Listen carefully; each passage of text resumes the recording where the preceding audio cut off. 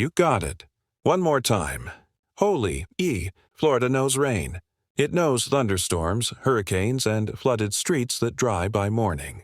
But what struck Central Florida on this night was different.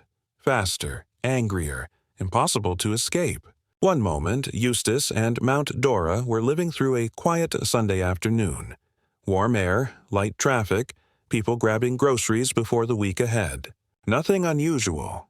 Then the skies tore open like a dam giving way. The rain didn't fall, it attacked. Within minutes, a foot of water swallowed the streets. Cars lifted off the ground. Homes filled from the floor up. Downtown intersections turned into rivers no one could cross. Families who thought they were safe realized their only protection was how fast they could move. Phone alerts screamed a phrase every Floridian knows but dreads to hear.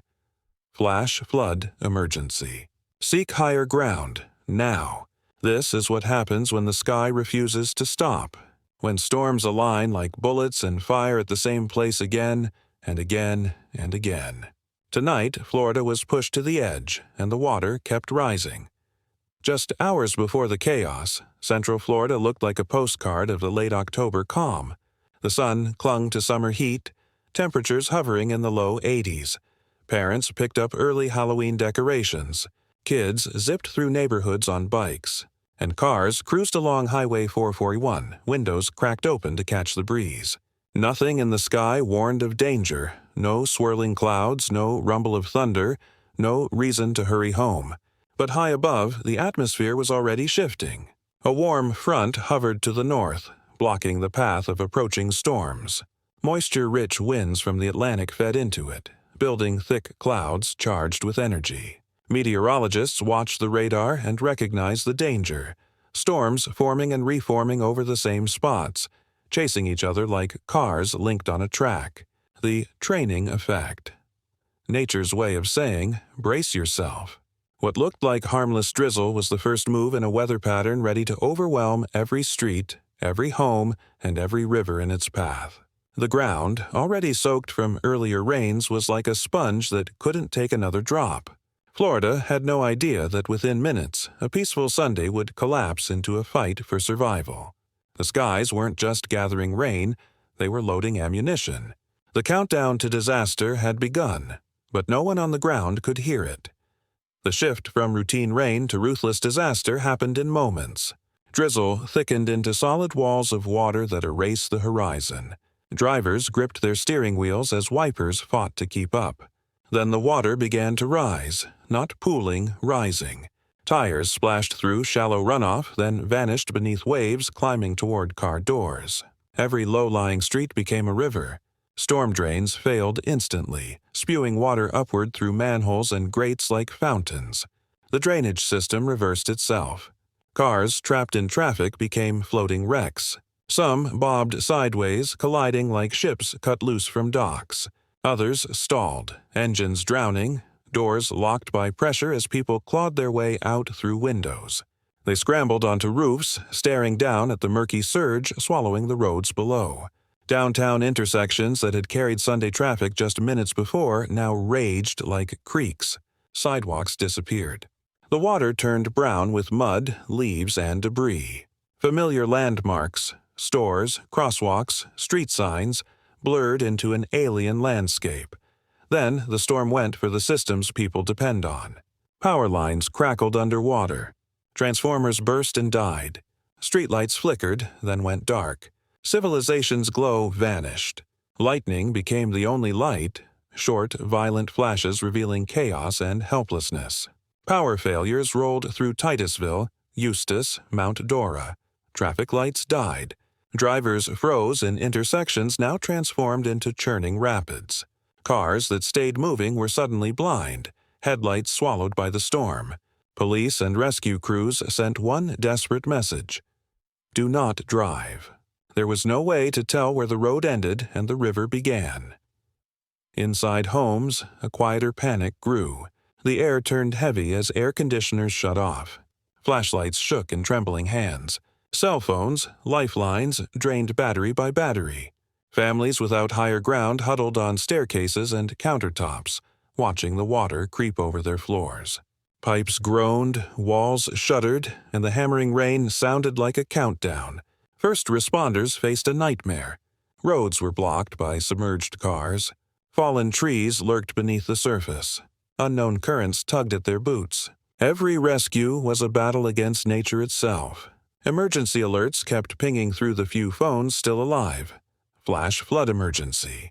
Conditions worsening. More storms developing. Stay inside. Do not walk or drive through floodwaters.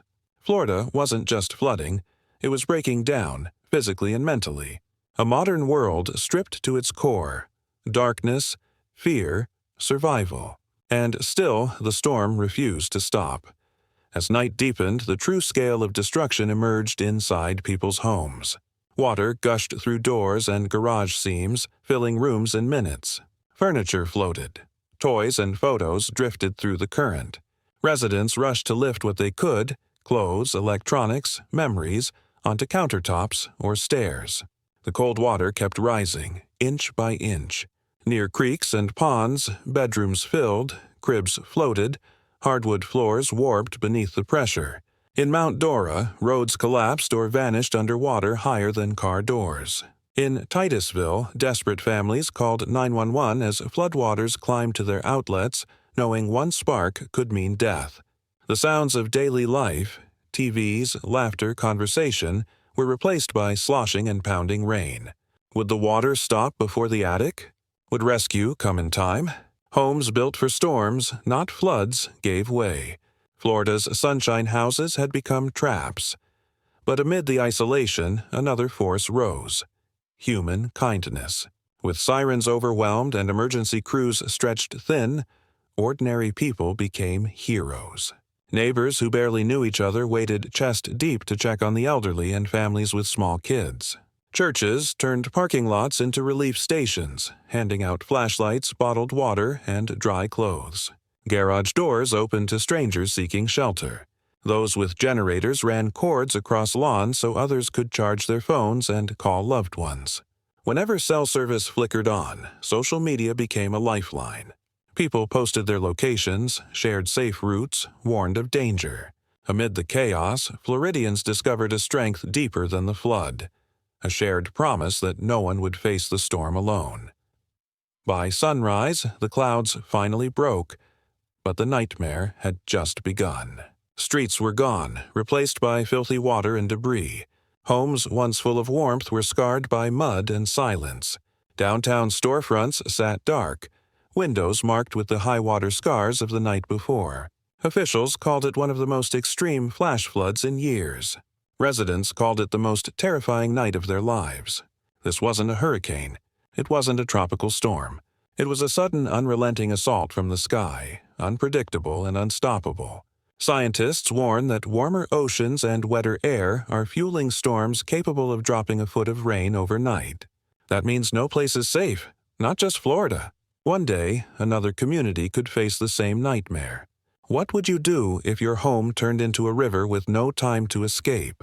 If this story opened your eyes, like and share it so others can understand the growing danger of extreme weather. Subscribe for more stories shaping America's future.